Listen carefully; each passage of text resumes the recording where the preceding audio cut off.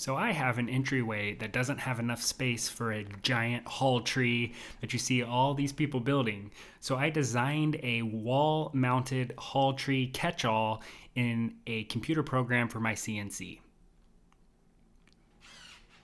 First thing I did was secure the material to the bed of the CNC using double-sided tape and a reference point using plywood attached to the MDF substrate.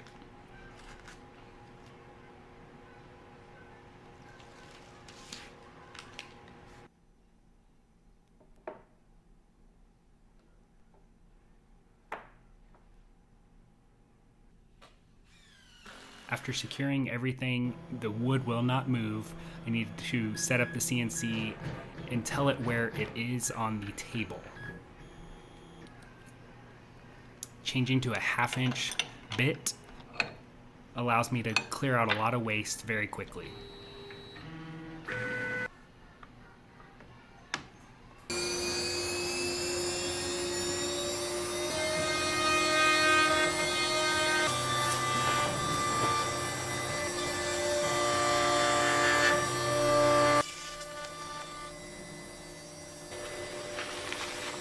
Clearing up most of the waste with a vacuum because of the position of the vacuum hose. It just wasn't able to clean up any parts.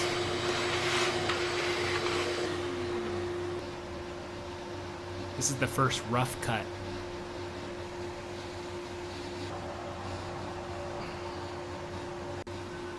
After taking the straight bit, I switched to a bottom clearing bit, bowl bit.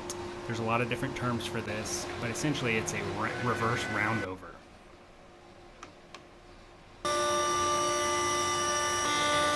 Taking light passes at first, and then finishing up on the entire tray with a full depth finish pass.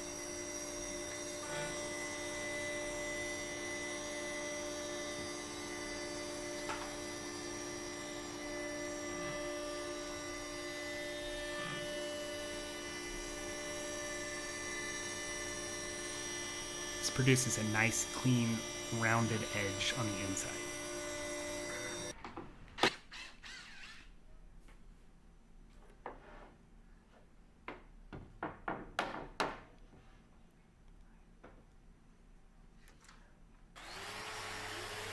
Sanding was quite the task because of the curves, but the small Rotex Festival sander worked great in this application. It's not for everyone, but for me, it was a game changer. I then switched to a grinder with a very flexible sanding pad. This is by Arbortech and works really well on lots of different surfaces.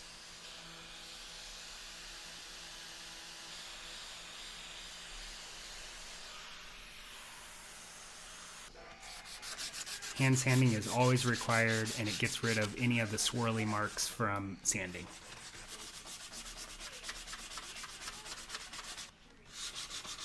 This allows you to really feel the surface and make sure that it's clean and exactly how you want it, like this.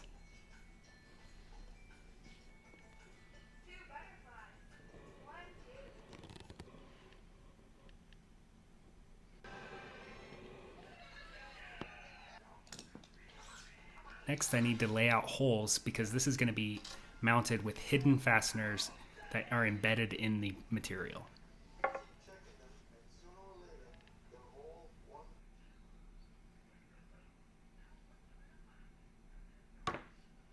Because I had the tray that goes into the material, I couldn't just center the board. I had to offset the holes to account for that depth change on the surface.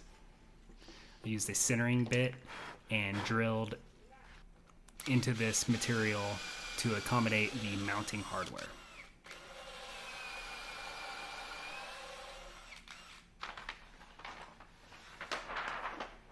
Prepping for finish, I'm using a Rubio monocoat cotton white and a mix called Natural for a custom color blend that I really like on white oak.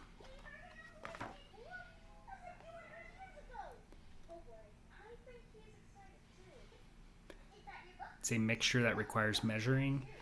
Once it's mixed, you have a few hours to apply, but I usually mix right away. Spread liberally on the surface to allow it to soak into the material.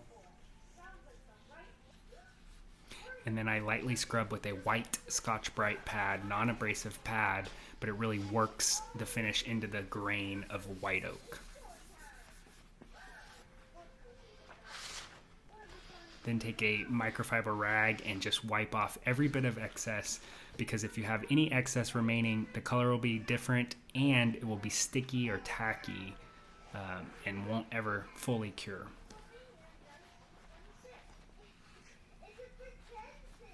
Rubio is nice because it leaves color in the grain, but doesn't necessarily change much of the softwood color on the white oak.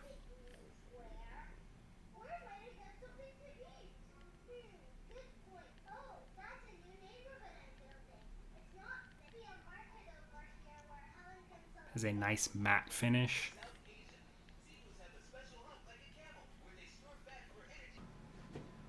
Next up, on the wall, I'm just checking how flat the wall is, and I'm marking a line that I will use when I mount the hardware. So I've installed the hardware on the material, and I'm literally just adjusting it on the wall exactly where I want it so that I can mark my hole locations. After punching the holes, I'm marking them with a pencil, and I will drill and install wall mounting hardware.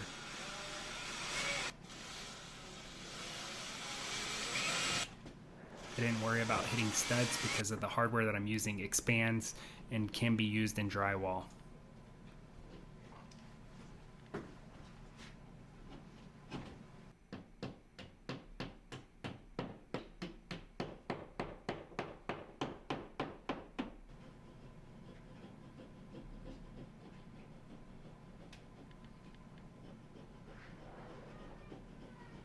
This hardware works great. It's simple to install. You literally just slip the board onto the hardware. You can put epoxy or something inside, but what I've found is the friction fit is good enough to hold the piece on, and I'm not worried about it coming off. This is a great little feature in our entryway where we don't really have the space. It's a catch-all for keys, wallet, cell phone. It's working great so far, and we are super happy with it. If you like this content or videos like this, please help me out and like and subscribe to this, and I will see you on the next one.